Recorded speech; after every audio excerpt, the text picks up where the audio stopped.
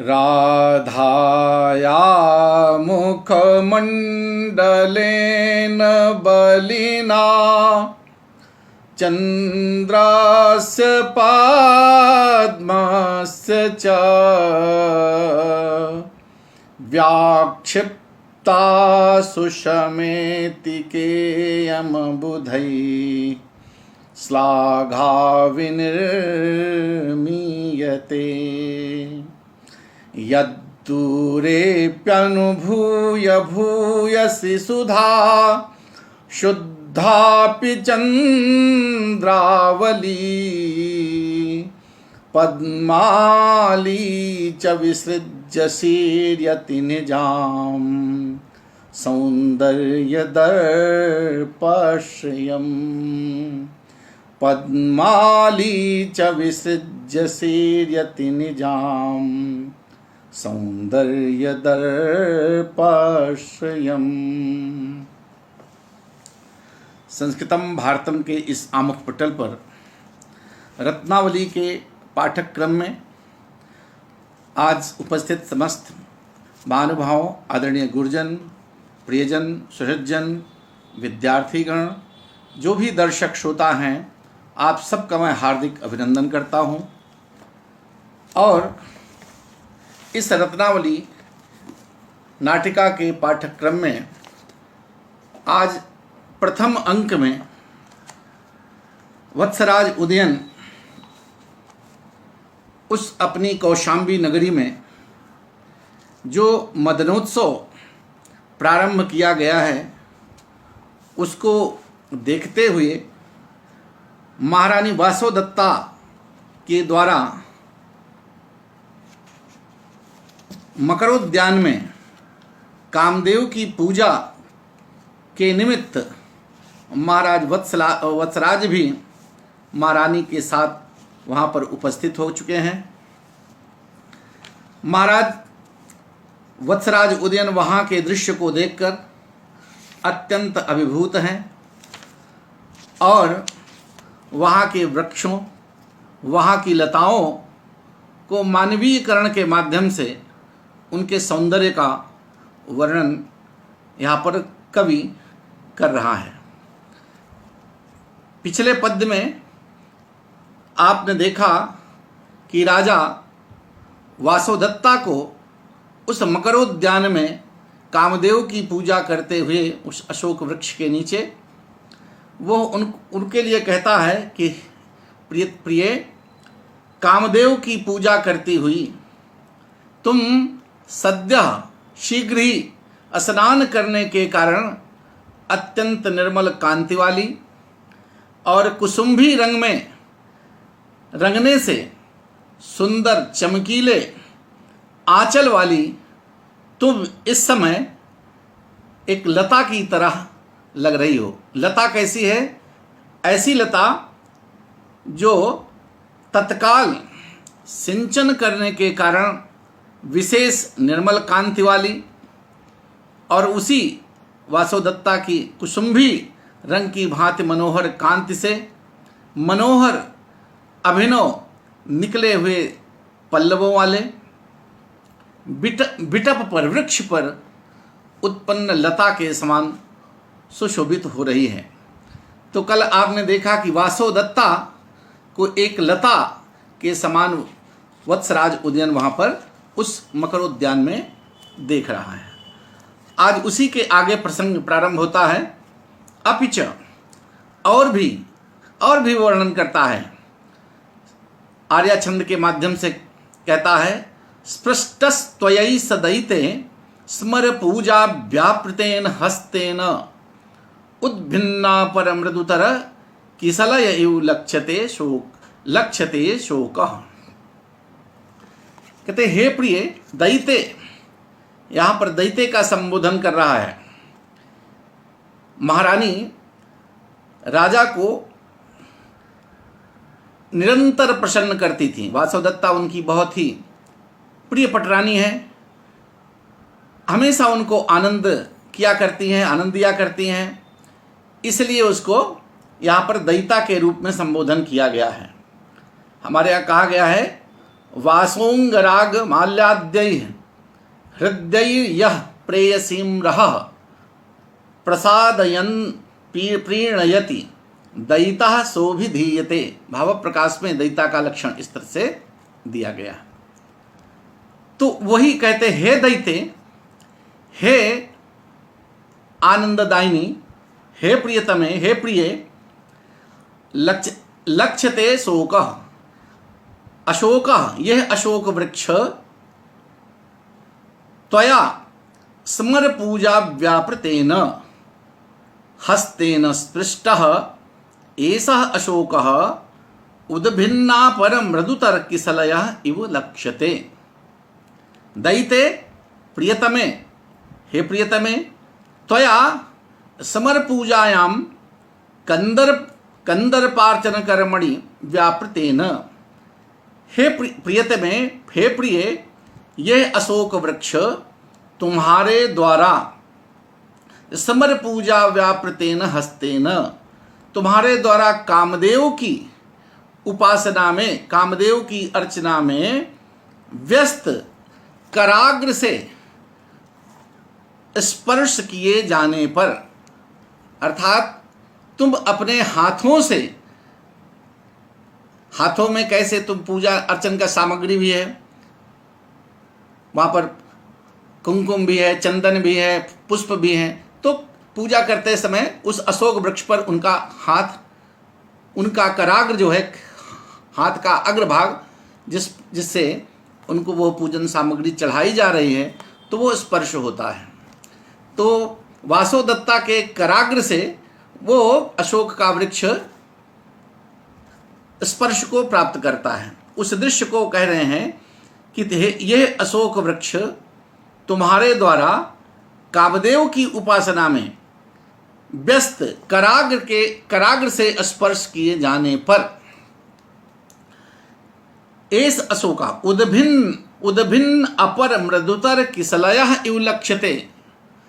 ये कैसे लग रहा है, कहते खिले हुए, स्पर्श किए जाने पर खिले निकले हुए, उद्भिन्न विकसित हुए, खिले हुए, निकले हुए दूसरे अपर मृदुतर किसलयः इव, दूसरे अत्यंत कोमल किसलय से युक्त हुए की भांति प्रतीत हो रहा है।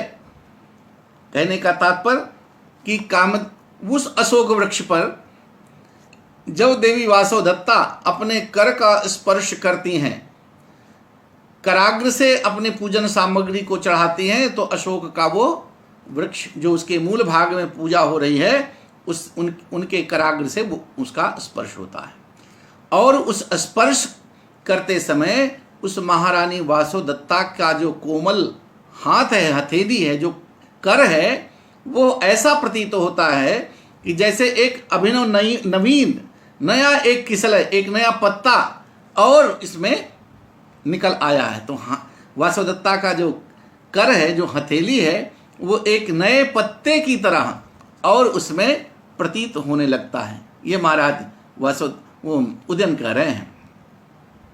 हे प्रिय, यह अशोक वृक्ष तुम्हारे द्वारा कामदेव की अर्चना में, उपासना में व्यस्त कराग्र से, अपने हथेली के अग्रभाग से स्पर्श किए जाने पर उद्भिन्न मतलब खिले हुए, निकले हुए दूसरे अत्यंत कोमल पल्लव के से युक्त की भांति, पल्लव से युक्त हुए की भांति प्रतीत हो रहा है। अब यहाँ पर ये देखिए, वासोदत्ता पूजा कर रही हैं, कामदेव की उपासना में वो अशोक के वृक्ष पर चंदन आदि का लेप लगा रही हैं, उससे जो है उनका हाथ उस पर स्पर्श होता है। और वासोदत्ता की उंगलियां, कराग्र का मतलब उंगलियां, कर की उंगलियां इतनी कोमल हैं, इतनी कुल और इतनी अरुणिम है, कोमल भी है, लालिमा भी है। तो उसको यहाँ पर कवि उदयन के मुख से कहलाता है कि यह लगता है कि जैसे इसमें दूसरा एक किसलय इसमें अशोक वृक्ष में और निकल आया है। तो अशोक बिटप में उस व्यस्त संलग्न उसमें लगी हुई वो प्रतीत होने लगती है। तो एक नया किसलय, एक नया पत्ता। अब इसमें अशोक की शाखाओं में किसलय निकलते हैं।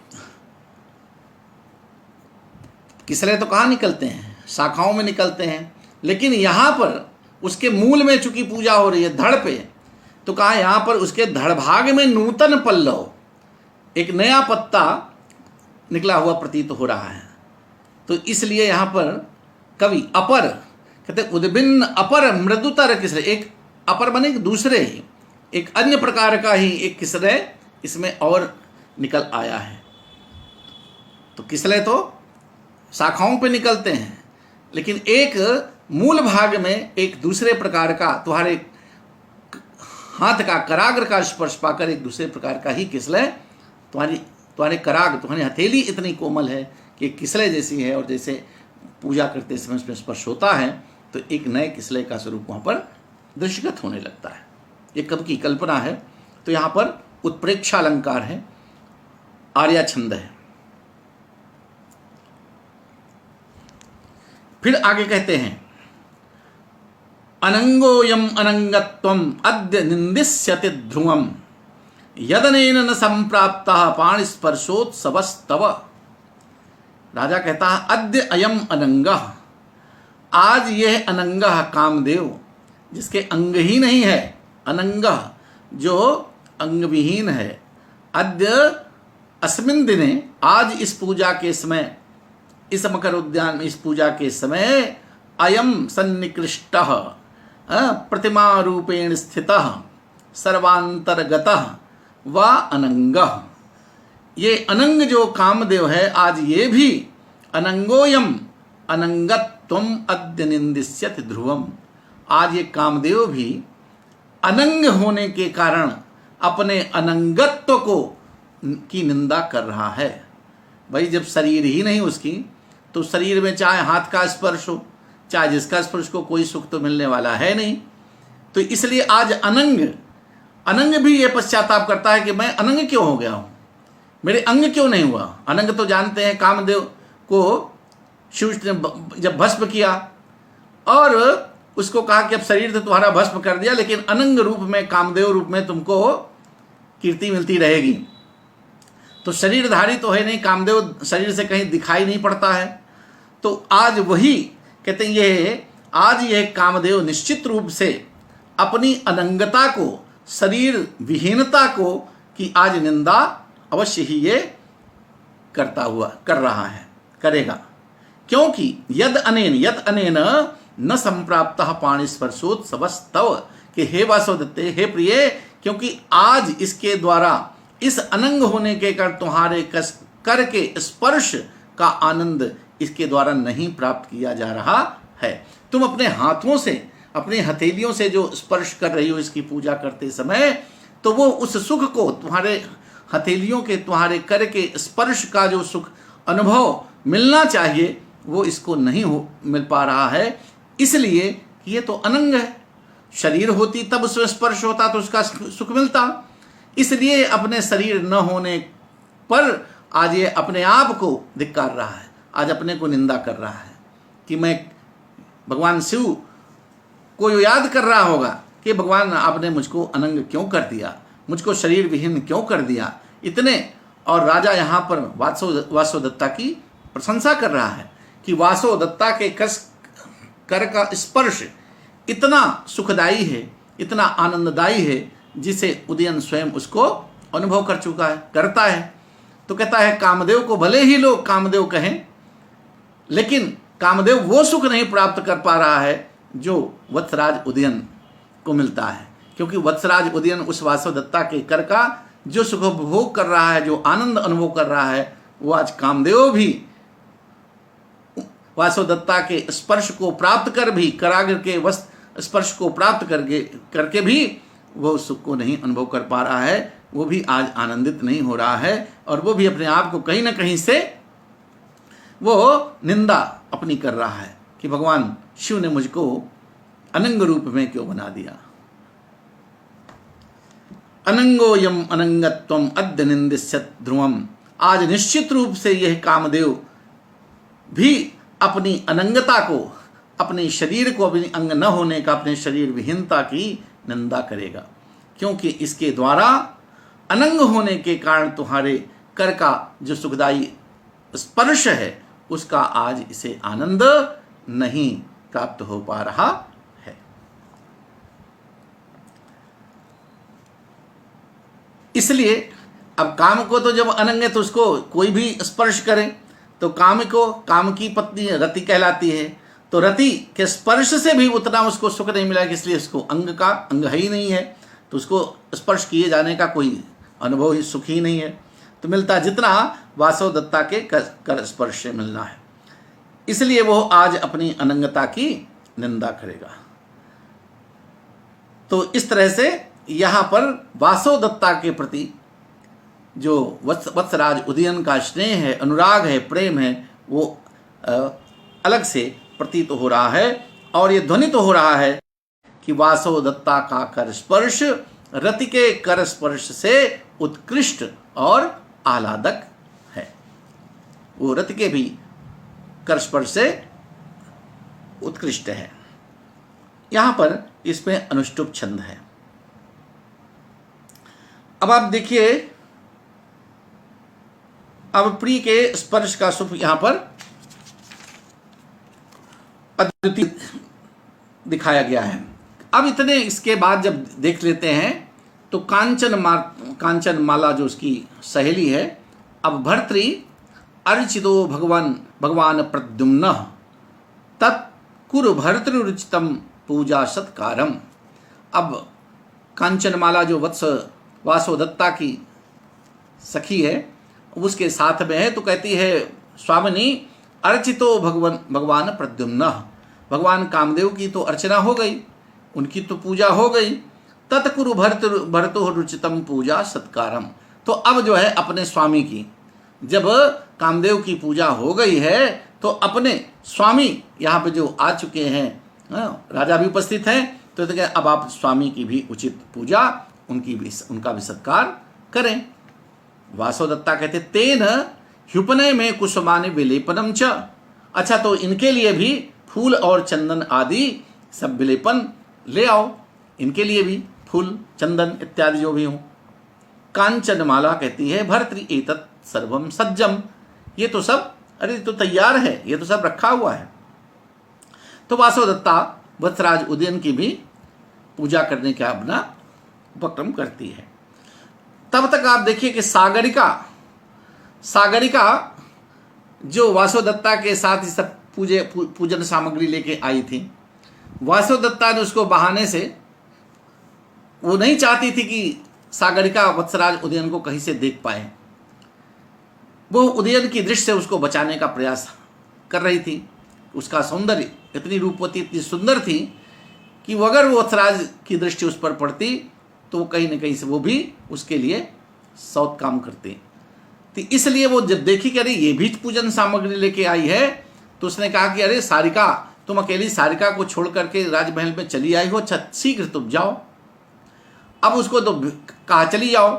तो जब वो जाने लगी तो उसने मन में सोचा, अरे मैं तो आई थी कि इस कामदेव की पूजा यहाँ वत्सराज उदयन के अंतःपुर में यहाँ कैसे होती है, तो मैं ये देखने आई थी कि मेरे पिताजी सिंघल द्वीप के जो नरेश हैं उनके अंतःपुर में जिस तरह से होती उसी प्रकार से होती है कि या दूसरे ढंग से होती है। तो ये तो मुझको हटा रही है यहाँ से। फिर भी वो कहती है अच्छा मैं कहीं छिप करके मैं देखती हूँ कि ये मदनोत्सव, ये पूजा होती कैसे है, यहाँ कैसे पूजा की जाती है। तो छिप करके देख रही थी। अब जब इधर पूजा हो रही है तो सागरिका गृहीत कुसुमा, अब उसी में वो जो है वो भी कहा चलो जब कामदेव की पूजा हो रही तो मैं भी थोड़ा फूल चुन लेती हूँ, मुझे भी, मैं अपने ढंग से मैं भी थोड़ा यहाँ 2-4 पुष्प डाल दूंगी। तब वो गृहीत कुसुमा, तो कुछ फूल अपने हाथ में लिए हुए मन में सोचते हा धिक, अरे हाय, अरे तो धिक्कार है, अयम कुसुम लोभोत्क्षिप्त सहृदय याति चरमेव मया कृतम। अरे धिक्कार है, मुझको धिक्कार है, मैं तो मैंने तो फूल चुनने में के लिए ही, मैं तो पुष्प चयन के लोभ से आकृष्ट हृदय वाली होकर अत्यधिक विलंब क्यों मैंने कर दिया। अरे मैं तो फूल चुनने में लग गई, और जिस चीज़ को देखने के लिए जिसको देखने के लिए मैं यहाँ लालायित थी, जिस कहते कुसुम पुष्प चयन के लोभ से आकृष्ट हृदय वाली, अरे जिसको मैं देखने के लिए यहाँ लालायित थी, हृदय वाली ऐसी हो करके अत्यधिक ये मैंने विलंब क्यों कर दिया। तदनेन सिंधुवार विटपेन अपवारित शरीरा भूत्वा प्रेक्षे। तो कहा अच्छा, मैं फिर भी अभी तो शुरुआत ही हुई है, तो कहता अब इस सिंधुवार विटपेन अपवारित शरीरा, कहते सिंधुवार वृक्ष के आड़ में ओट में अपने शरीर को छिपाकर मैं देखूंगी। तो सिंधुवार के इस वृक्ष के से अपना शरीर छिपाती हुई मैं इसको देखूंगी। तथा कृत्वा विलोक्य सस्मियम, और इस प्रकार से वो छिप करके वासुदत्ता के द्वारा जो वत्सराज उदयन की पूजा हो रही है उसको देख रही है। कथम प्रत्यक्ष एव भगवान कुसुमायुध इह पूजाम प्रतीक्षति। वो वत्सराज उदयन को दिखती, अरे तो कामदेव से कम सुंदर नहीं है, तो लगता है कि अपने कहती है कि क्या यहाँ भगवान कामदेव प्रत्यक्ष शरीर धारण करके ही पूजन स्वीकार करते हैं। वो उदयन को पहले नहीं कभी देखी थी, तो वो उसको समझ में आ रहा है कि ये कामदेव की पूजा कर रही है, तो कामदेव का क्या यहाँ प्रत्यक्ष शरीरधारी होकर के यहाँ उनकी पूजा की जा रही है, तभी उदयन को वो कामदेव समझ रही है। कहते हमारे यहाँ तो कथम प्रत्यक्ष एव भगवान कुसुमायुध इह पूजां प्रतीक्षति अस्माकं तातस्य अंतःपुरे पुनश्च चित्रगतो अर्चते।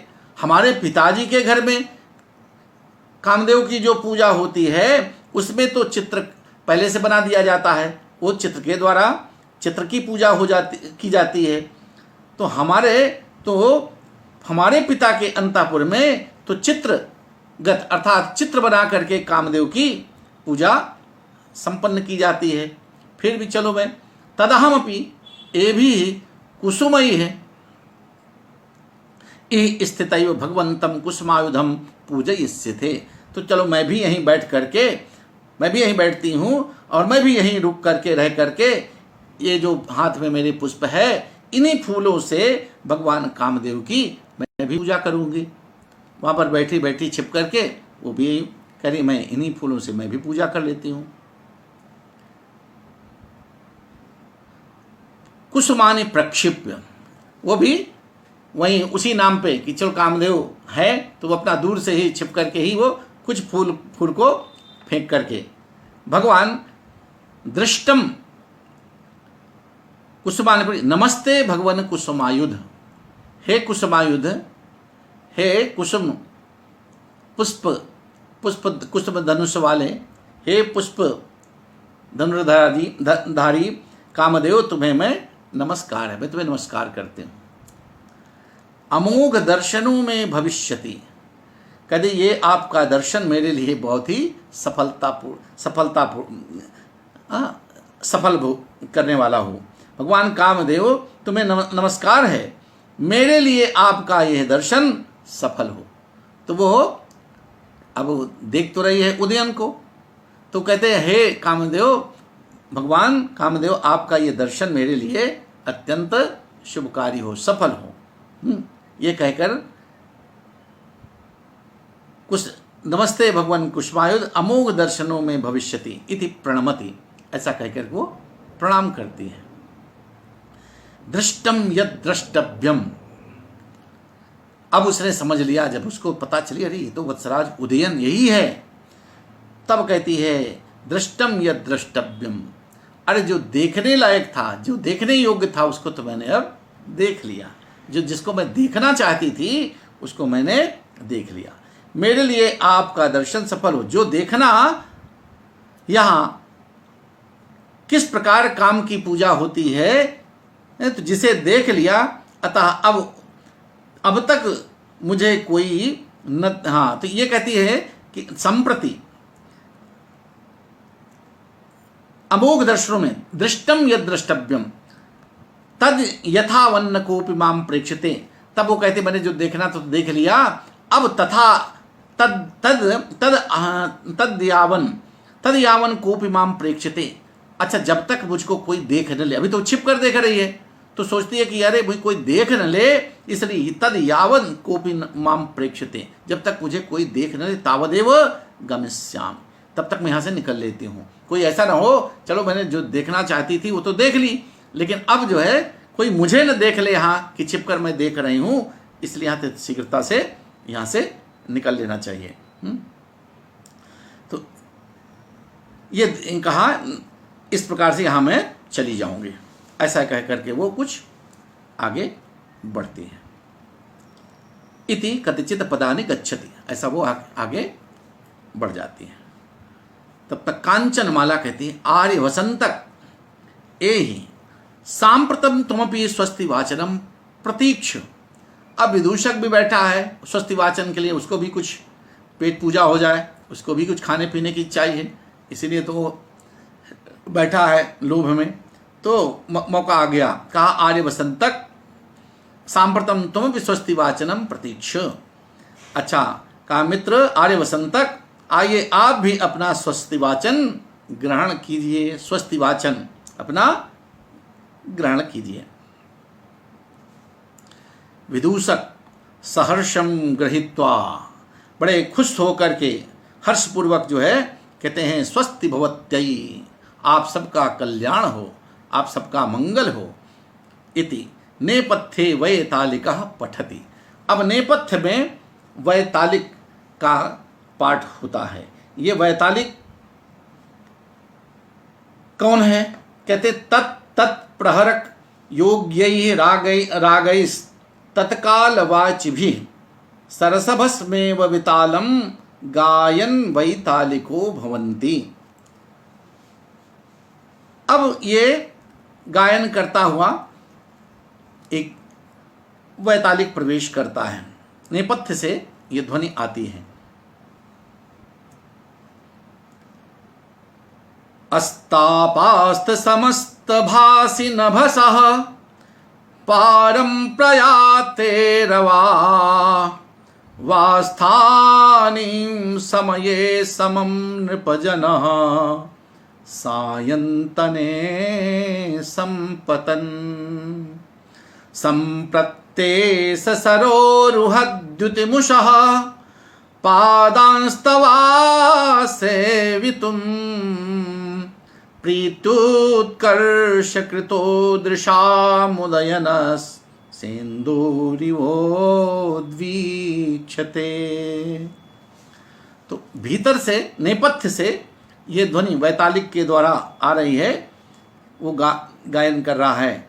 अस्तापास्त समस्त भासि नभसा पारम प्रयाते रवा रवा वास्थानीं समये समं नृपजनः सायन्तने संपतन् संप्रत्ते सरोरुहद्युतिमुषः पादांस्तवा सेवितुं प्रीत्युत्कर्षकृतो दृशामुदयनस्यन्दोरिवोद्वीक्षते।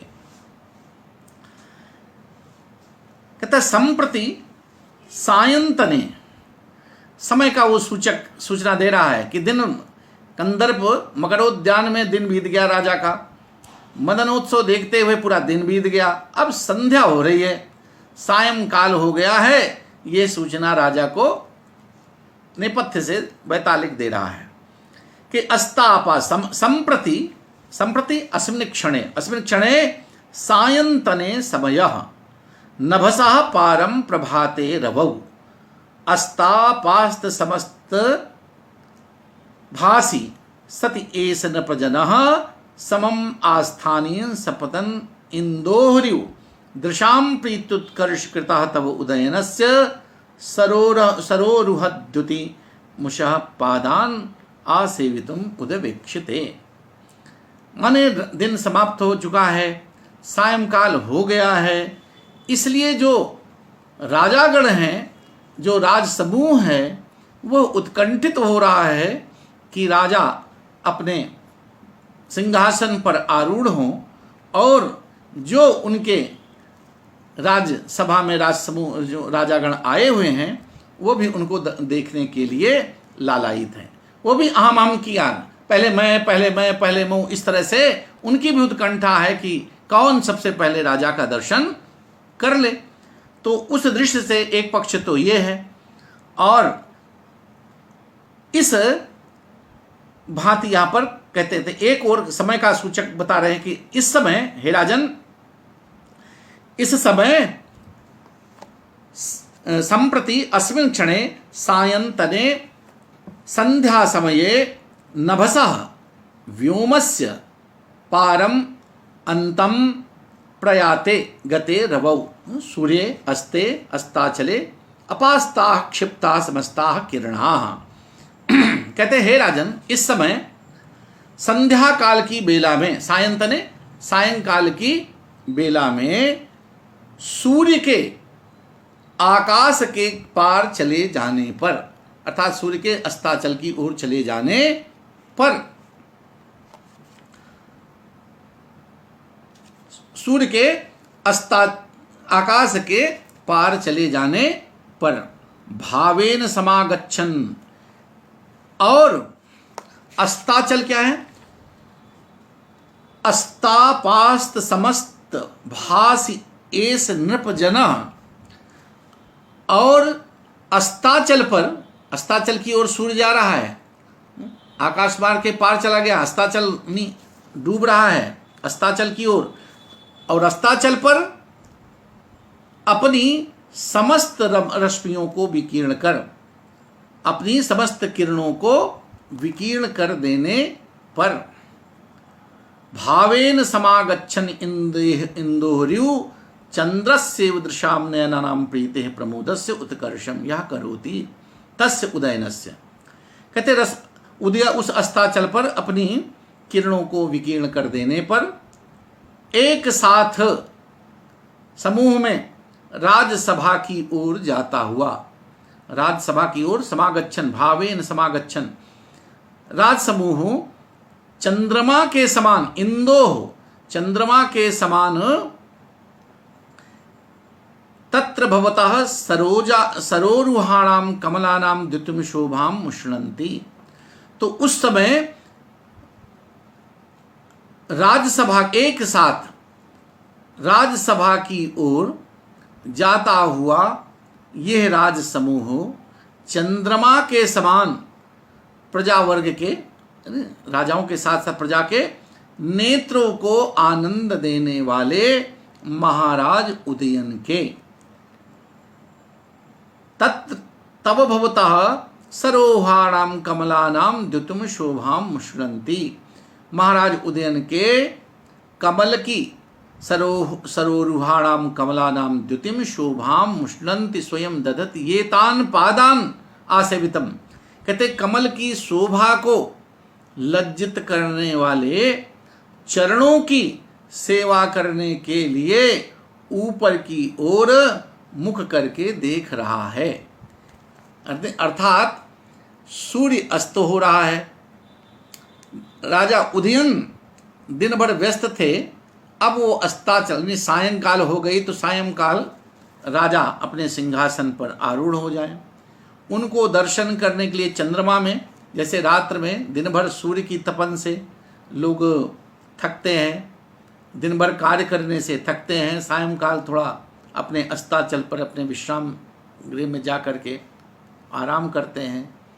और निशा चंद्रमा उसी अस्ताचल सूर्यास्त के बाद चंद्रोदय होता है। चंद्रमा जब निकलता है तो उससे लोग शांति की कामना करते हैं, कुछ सुधा रश्मियाँ उन पर पड़ेंगी और उनको शीतलता मिलेगी, ये कामना होती है सबकी। और उसी चंद्रमा के समान जो और उनके जो परिचय जो राजागण हैं एक साथ वो राज समूह वहाँ पर उपस्थित हैं, इसलिए कि राजा सिंहासन पर अपने विराजमान हो और उसके जो कमल चरण हैं वो चरण कमलों की भी शोभा उनके सामने फीकी हो जाती है। तो कमल की शोभा को भी लज्जित करने वाले उन चरणों की सेवा करने के लिए वो अहम अहम किया भावना से, कि पहले मैं, इस प्रकार से वो उत्कंठित होते हुए उनकी ओर ताक रहे हैं, देख रहे हैं। अब दिन भर तो अब सूर्य की दृश्य देखा जाए तो यहाँ दो तरह के दृश्य हैं। एक तो राजा यहाँ बैतालिक इस पद्य में राजा की प्रशंसा भी कर रहा है, उन्हें ये बता रहा है कि देखिए संध्या देवी का आगमन हो गया है और अब आपको राजभवन की ओर प्रस्थान करना चाहिए। नेपथ्य से ये आवाज आ रही है।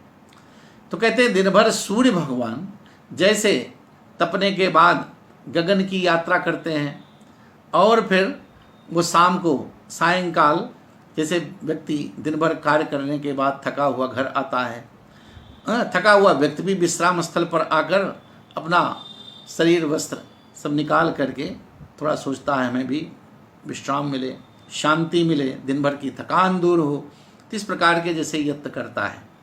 तो उस प्रकार से अस्ताचल पर अपनी संपूर्ण किरणों को बिखेर दिया है।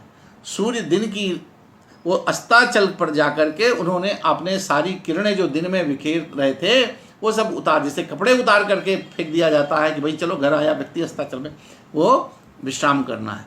तो सूर्य भी अपनी दिन भर की थकान के बाद जैसे वो हो अपनी किरणों को वहाँ दिन भर वो अस्ताचल पे जाकर अपनी किरणों को एकदम विकीर्ण कर देता है।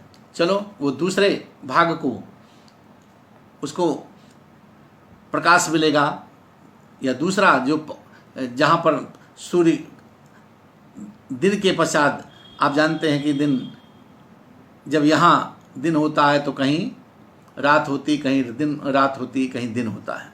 तो सूर्य का तो ये हमेशा दैनिक उसका दिन, उसके लिए तो दिन कहीं ना कहीं है। लेकिन अब इधर से अगर इधर की थकान से जब अस्ताचल पर जाता है तो वहाँ पर अपनी किरणों को वो बिखेर के थोड़ा विश्राम करने की सोचता है वो भी। तो वो एक कल्पना है कवि की। तो कहते हैं जैसे दिन भर इस लोक की प्रकाशित करने वाला सूर्य संध्या के समय अपने लोक को प्रकाशित करने, अपने किसी अन्य लोक को प्रकाशित करने के लिए अस्ताचल के शिखर रूपी सिंहासन पर आरूढ़ होकर अपनी किरणों को बिखेर देता है। तो सूर्य की भांति उसी प्रकार ये राजा उदयन, वत्सराज उदयन ने दिन भर मकरोद्यान में तो अलंकृत किया है। मकरोद्यान में उसने पूजन अर्चन किया है, देखा है, सुना, सारे दृश्य देखे हैं। अब इन्हें विश्राम हेतु सेवा में, अब विश्राम के लिए इनको दरबार में आना चाहिए। तो कहते विश्राम हेतु, अथवा भाई विश्राम भी करना है और कुछ लोग मिलने जुलने वाले भी आते हैं शाम को। तो कहते अथवा सेवा में उनके चरण कमल, और चरण कमल कैसे हैं? चरण कमल ऐसे हैं जो कि कमल से भी, कमल भी उनकी शोभा के सामने लज्जित हो जाते हैं। तो आए हुए तो सेवा में आए हुए राज समूह को उनको अलंकृत करने के लिए राज सिंहासन पर उसे आरूढ़ होना चाहिए।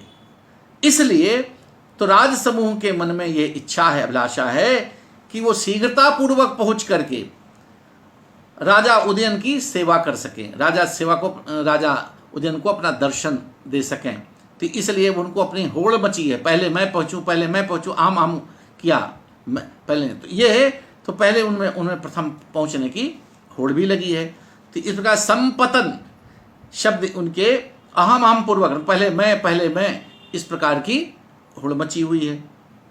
तो कहने का तात्पर्य क्या है कि इस पद्य में अब जिस प्रकार से राजा का यहाँ पर एक तो वो पक्ष है अपना कि दिन की उपासना के बाद वासोदत्ता के साथ वो आती है, इधर सागरिका जो उसको देखने के लिए उत्कंठित है, वो निशा रूप में रात्रि में जो है चंद्रमा को ताक रही है कि चंद्रमा का चंद्रोदय हो। तो उस प्रकार से कहते जिस प्रकार चंद्रमा की किरणें कमल की शोभा को हरती हैं। सूर्यास्त होता है तो कमल अस्त होता है, कमल मुकुलित हो जाता है। तो जिस प्रकार चंद्रमा की किरणें कमल की शोभा का हरण कर लेती है और सूर्य की किरणों से थके हुए प्रजावर्ग को अपरिमित शीतलता और आलकता प्रदान करती हैं। रात्रि होती है, शाम होती है, चंद्रोदय होता है, तो रात्रि में हर व्यक्ति शांति और विश्राम करना चाहता है। तो चंद्रमा को देख करके एक थके बाजे व्यक्ति को भी विश्राम और शांति मिलती है।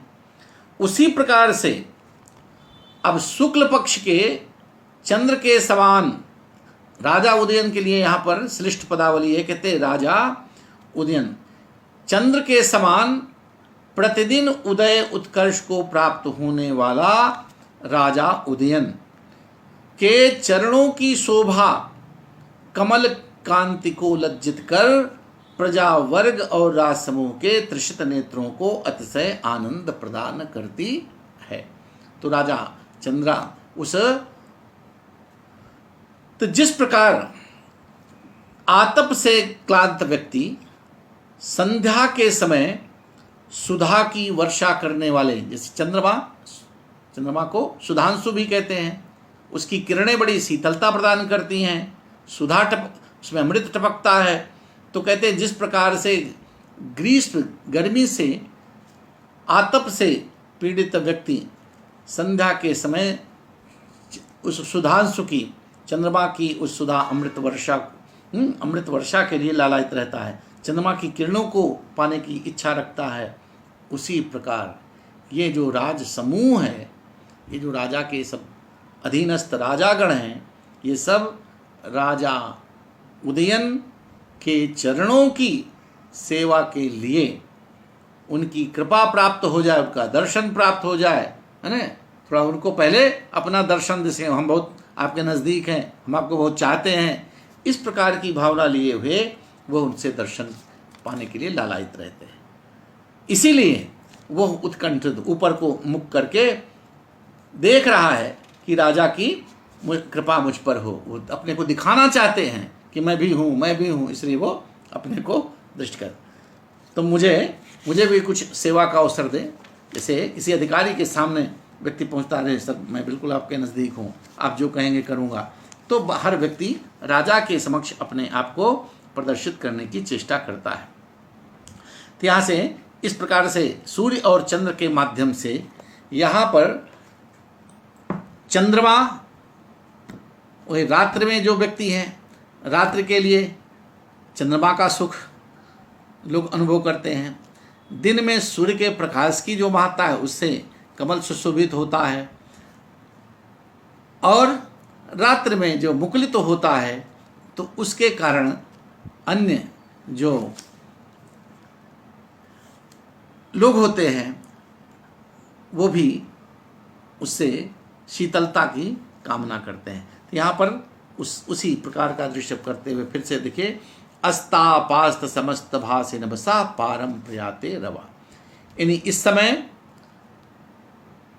उदयन के लिए कहा कि उदयन को कि समय हो गया है भाई, दिन भर आप बहुत मकर उद्यान में थे, कामदेव की पूजा में व्यस्त रहे, तो देखिए अब इस समय सांध्य काल में, इस संध्या काल की बेला में सूर्य के नभसा पारम प्रयाते, आकाश के पार चले जाने पर, आकाश के पार चले जाने पर, और अस्ताचल पर अपनी समस्त रश्मियों को विकीर्ण कर देने पर, सूर्यास्त हुआ, अस्ताचल गया, अस्ताचल पर उसकी किरणें सब बिखर गईं। तो अस्ताचल पर अपनी समस्त रश्मियों को विकीर्ण कर देने पर,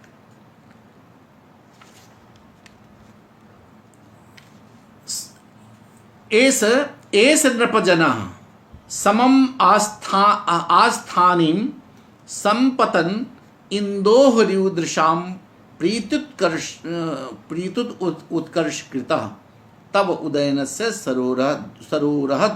सरोरुहद्युति मुषः पादान आसेवितुम उद्दीक्षते। एक साथ कहते, एक साथ इसलिए कि सभी राजा एक साथ पहले मैं, संपतन मतलब अहम, पहले मैं देख लूँ, पहले मैं अपने को दिखा लूँ, मैं यहाँ उपस्थित हूँ। तो इस भावना से कि एक साथ राजसभा की ओर जाता हुआ, ये मानकर कि राजा वहाँ से उठेंगे और सीधे राज दरबार में आएंगे सिंहासन की ओर। तो इसलिए से एक साथ राजसभा की ओर प्रस्थान करता हुआ ये समस्त राजाओं का दल, राजाओं का समूह किसके समान?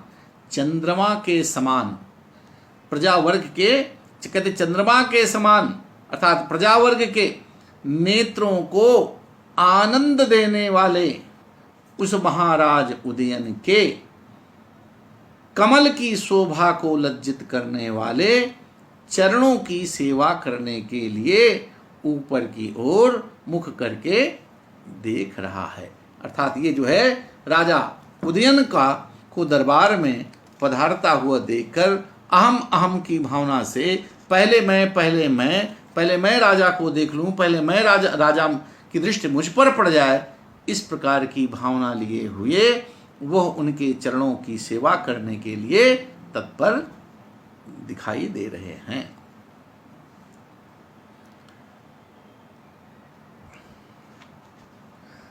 अब यहां पर जब सारे राज समूह, प्रजा, राजागण सब उदयन के दर्शन के लिए लालायित हैं कि वो आए और दर्शन करे, तो यहां पर राजा का एक चक्रवर्तित्व कि आगे उसका वैभव प्रदर्शित हो रहा है कि राजा की महत्ता और बढ़ने वाली है। तो चंद्र किरण के समान अब इसके चरणों को बताकर, उसके चरण क्या हैं? उसके चरण ऐसे हैं जो कमल की भी शोभा को छीण करने वाले हैं। चंद्रमा की किरणें भी, चंद्रमा जब उदित होता है तो कमल मुकुलित हो जाए, चंद्रमा की शोभा चली जाती, तो उसके चरण भी इतने हैं। तो कहते चंद्रमा की किरण के समान चरणों को बताकर यहाँ पर कवि ने उनकी सुंदर शासन व्यवस्था को, अर्थात राजागण भी उनकी चरण सेवा के लिए लालायित हैं, प्रजाजन उनके चरण सेवा करने के लिए लालायित हैं। हमें ये काम भी दिया, हमें भी कुछ काम दिया जाए, हम तो ये सारी चीज़ें प्रजावर्ग के नेत्रों के लिए चंद्र किरणों के समान सुधा वर्षा करने वाले प्रतीत होते हैं। यहाँ उपमा अलंकार है, पादान और उदयन में श्लेष है। उदयन यहाँ पर चंद्रमा के उदय से भी है, जैसे चंद्रमा रात्र में उदय होता है और वह उस चंद्रमा के उदित होते ही कमल की शोभा क्षीण हो जाती है, और जो थके माने लोग होते हैं या रात्रि सेवी लोग, उनको शीतलता और सुख प्राप्त करने की इच्छा होती है। तो उदयन राजा के चरण कमल की शोभा को नष्ट करने वाले हैं, इसलिए यहाँ प्रतीप व्यंग्य है, शार्दूल छंद है। अब यहाँ पर सागरिका श्रुत्वा सहर्षम परिवृत्य राजानम सस्पृहम पश्यन्ति। अब उधर सागरिका जो है, कहते हैं श्रुत्वा सहर्षम परिवृत्य, ये सुनकर हर्ष के साथ मुड़कर राजा को लालसा पूर्वक देखती हुई। अब उसे भी ये पता चल गया कि राजा ये उदयन यही है, उसे अभी तक देखा नहीं था, लेकिन वही देखने के लिए वो तो सिंगल द्वीप की पुत्री, उसको तो ये कहकर लाया गया था कि महाराज उदयन के साथ इसका विवाह होगा, लेकिन रास्ते में उसको समझा बुझा करके उसको सागर में बचा करके तो उसको सागरिका के रूप में छिपा करके अभी रखा गया है। लेकिन वो तो जानती है कि तो मुझे जिस उद्देश्य से लाया गया है, जिस लिए मैं आई हूँ, तो वो वत्सराज उदयन को देखना चाहती थी। तो ये मौका जो आज मिला उसको वो जरूर देख रही थी। तो श्रुत्वा सा, जब उसने जान लिया कि अच्छा ये उदयन वत्सराज उदयन तो यही है, तब श्रुत्वा सहर्षम परिवृत्य, मुड़ करके परिवृत्य राजानम सस्पृहम पश्यन्ति, राजा को बड़ी लालसा पूर्वक देखती हुई। अब उसने कहा अच्छा यही है वत्सराज उदयन जिसके लिए मैं भेजी गई हूँ, तो उसको बड़ी अभिलषित दृश्य से देखती हुई।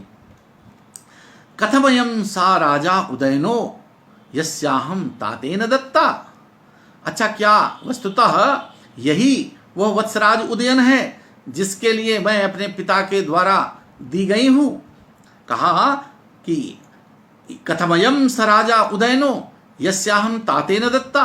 अच्छा, ये वस्तुतः क्या राजा उदयन यही हैं जिनके लिए मैं अपने पिता के द्वारा प्रदान दी गई हूँ। दीर्घम निःश्वस्य, उसने देखा लंबी सांस से, और दीर्घम निःश्वस्य, और एक बड़ी संतोष प्रद अपनी सांस लेती हुई। उसको कितना सुख हुआ, जिसको देखने के लिए वो आई थी, जिसके लिए उसको भेजा गया है, और जिसको छिपा करके उसको रखा जा रहा है, तो उसको दीर्घम निःश्वस्य, उसने एक लंबी सांस खींचा और फिर कहती है तत्पर प्रेषण दूषितम अपि में जीवितम एतस्य दर्शनेन इदानीम बहुमतम संवृत्तम। अभी उसको थोड़ा से लग रहा था कि मैं भी एक राजकुमारी हूँ और मुझे ये दूसरे की सेवा की दासी बना करके यहाँ पे रखा गया है, तो अपना भी उसका जो है स्वाभिमान दिख रहा था। तब जब उसने देख लिया कि अरे वत्सराज उदयन तो यही है, तब उसको संतोष हुआ और कहती तत्पर प्रेषण दूषितम अपि। कहा उसने, अरे दूसरे के पास प्रेषण दूषितम, दूसरे को पास भेजे जाने से जो मेरे भीतर जो मुझको दोष लग रहा था, जिसको मैं दोष समझ रही थी, दूसरे अर्थात वासवदत्ता की सेवा करने से दूषित हो जाने वाला मेरा जीवन इस समय इनके उदयन के दर्शन से कृतार्थ हो गया है। तत्पर परप्रेषण दूषितम अपि में जीवितम एतस्य दर्शनेन इदानीम बहुमतम संवृत्तम। तो कहा इस अभी तक में जो समझ अपने को इस दास्ता में अभी मुझे हीनता जो लग रही थी, वो हो अब दूसरे अर्थात वासवदत्ता की सेवा करने से दूषित हो जाने वाला मेरा जीवन इस समय इनके दर्शन से एकदम कृतकृत्य हो गया, कृतार्थ हो गया है। अर्थात मैं अपने को अब सौभाग्य समझती कि मैंने बहुत उचित जगह पे मुझे रखा गया है। राजा कथम उत्सवापहृत चेतोभिस्माभि संध्यातिक्रमोपि नोपलक्षिता। राजा सोचता है कि अरे दिन भर मकरोद्यान में हम लोग कामदेव की पूजा उपासना में इतना तल्लीन हो गए, इतने मस्त हो गए कि संध्या भी हो गई। अरे सायं दिन बीत गया, रात सायं संध्या हो गई, ये भी हमको पता नहीं चली। तो राजा कहता है क्या कथा कैसे? अरे कहते मदन उत्सव से आकृष्ट चित्त वाले हम लोगों के द्वारा संध्या का आगमन भी नहीं जाना गया। दिन कैसे समाप्त हो गया इस मकरोद्यान में कामदेव की पूजा अर्चना देखते हुए, कैसे दिन कितना समाप्त हो गया और संध्या आ गई, इसका हमें पता ही नहीं चल पाया है। तो कह रहे देवी पश्य, अरे देवी देखो, उदय तटांतरितामियम प्राची सूचयति दिग्निशानाथम परिपांडुना मुखेन प्रियम्यो हृदय स्थितम रमणी। राजा दिखा रहा है वासवदत्ता को कि हे रानी देवी पश्य, अरे देखो क्या उदय तटांतरितमियम प्राची, इयम प्राची, ये पूर्व दिशा सूर्यास्त हो गया है। कहा इयम प्राची, ये प्राची दिशा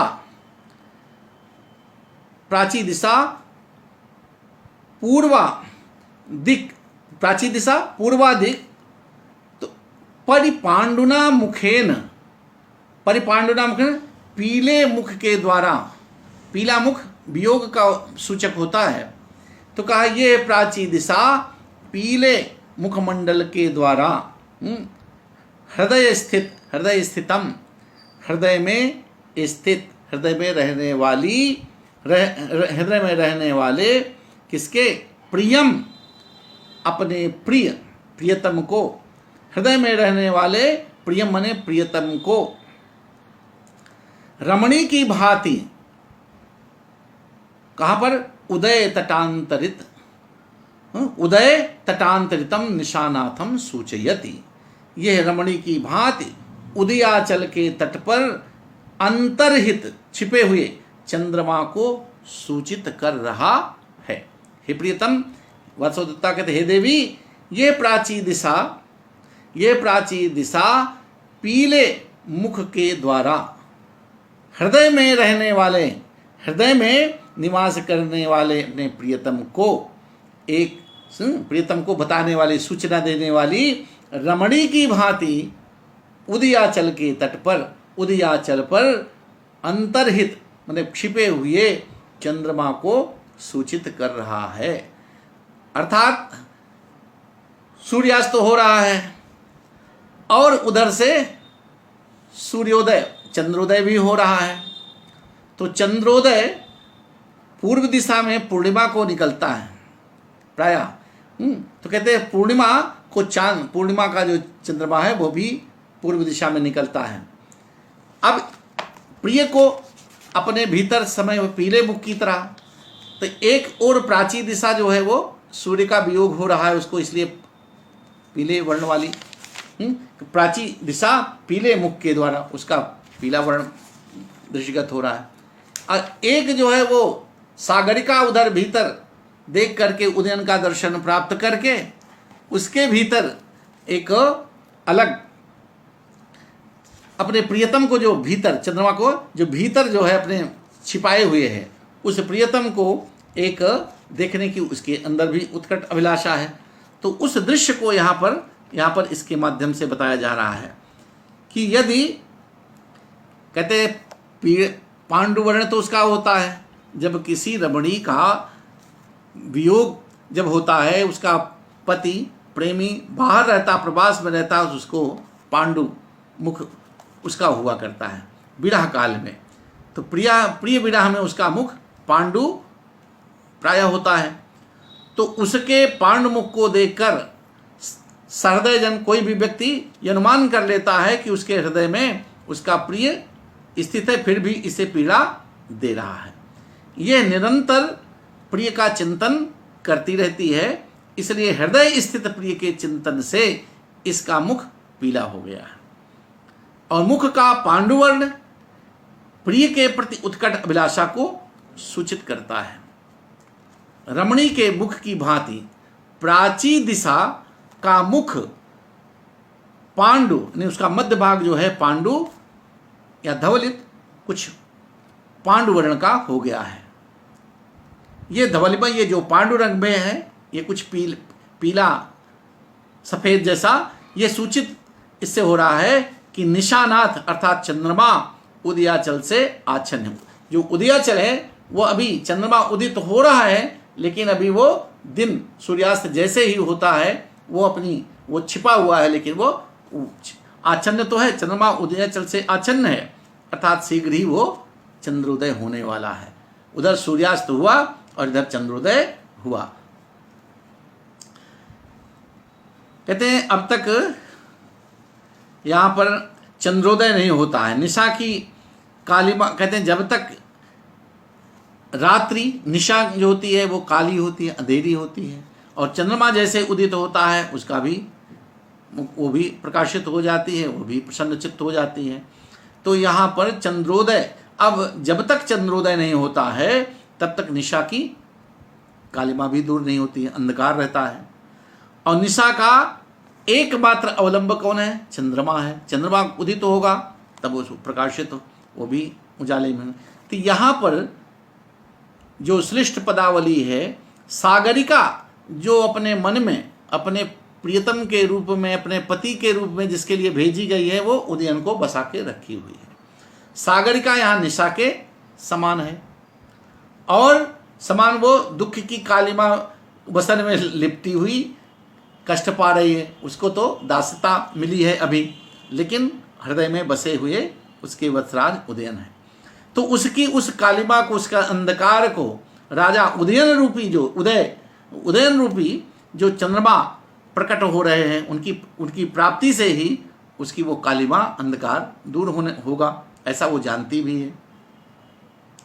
तो सागरिका काम के समान वो साक्षात अब कामदेव, वो तो पूजा करते समय भी समझती है कि वो पहले तो जब तक नहीं देखती कहती है अच्छा ये कामदेव प्रतिबिंब ये साक्षात शरीरधारी के रूप में यहाँ पर आते हैं। तब तक उसको ज्ञान नहीं था कि उदयन को इतना सुंदर वो कामदेव समझ रही थी। तो कहती अब उसको कहती है सागरिका काम तुल्य राजा उदयन के दर्शन से काम पीड़ित हो गई है। अब वो देख करके वो भी एकदम वो भी आकृष्ट हो चुकी है। प्राची दिशा की जो पांडुता है धवलिमा की भांति उसके बदन की पांडुता भी उसके पूर्व राग को द्योतित कर रही है। उसके बीजांकुर उसके प्रति प्रेम का अंकुरण उसके दर्शन से ही हो जाता है, हो गया है। तो सागरिका का हृदय यहाँ पर उदयाचल के समान है।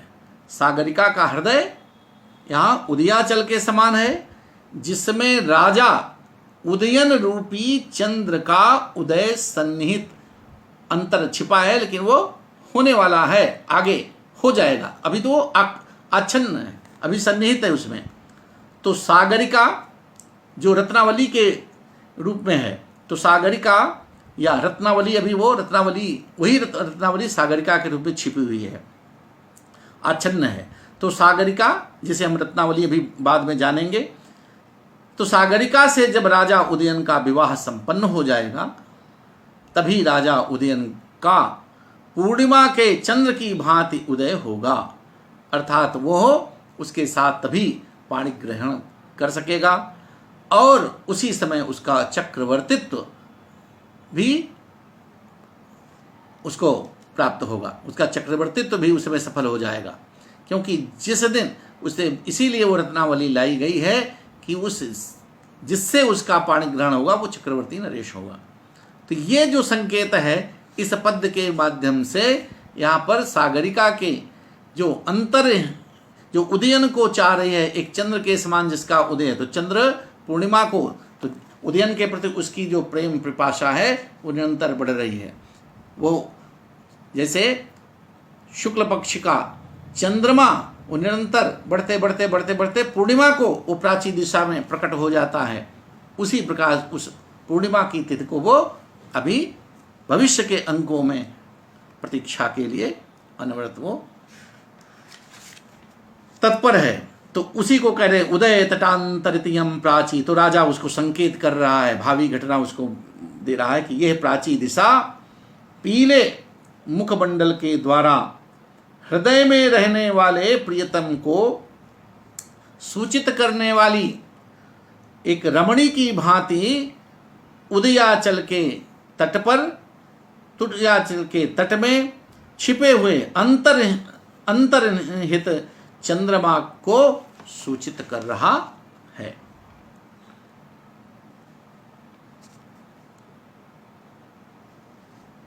यहां पर अगर चंद्रावली रत्नावली के पक्ष में हम करना चाहें तो कहते हैं इयम रमणी, अर्थात इयम रमणी सागरिका, इयम रमणी सागरिका परिपांडुना मुखेन उदय तटांतरितम निशानाथम प्राचीदिक इव हृदय स्थितम प्रियम सूचयति। ये रत्नावली के पक्ष में इस तरह से, चूंकि ये रत्नावली सागरिका के लिए भी है कि ये जो है इयम रमणी सागरी कौन है? सागरिका परिपांडुना मुखेन, पीले मुख के कारण, पुले मुख के द्वारा, उदय तटांतरितम निशानम, उदयाचल पर के उदय चल के तट पर कौन अंतर्निहित है? निशानाथम, वो निशानाथ जो है अर्थात चंद्रमा, उदयन रूपी जो चंद्रमा है। तो प्राची दिक एव हृदय स्थितम प्रियम सूचयति, तो यह है अपने हृदय में बसाए हुए प्रिय की भांति सूचित हो रहा है। तो कवि ने यहाँ पर निशानाथ शब्द का सार्थक प्रयोग किया है। वैतालिक चूंकि ये नेपथ्य से वाचन कर रहा है, तो वैतालिक ने राजा को चंद्र के समान बताया था। यहाँ कवि ने स्पष्ट रूप से कह दिया कि प्रजा और सागरिका रूपी निशा के लिए राजा उदयन एकमात्र चंद्रमा है। प्रजा भी उतने उसको चाहती है और सागरिका भी उसको चाहती है। उपमालंकार है, रमणी के हृदय में प्रिय स्थित है, इसलिए मुख पांडु नहीं होना चाहिए। पांडुता रूपी कार्य का कोई कारण नहीं है, इसलिए विभावना अलंकार पांडुता के अभाव का कारण रूप प्रिय हृदय में है, फिर पांडुता का अभाव रूप कार्य नहीं हो रहा है, अतः विशेषोक्ति अलंकार आर्या छंद है। यहाँ पर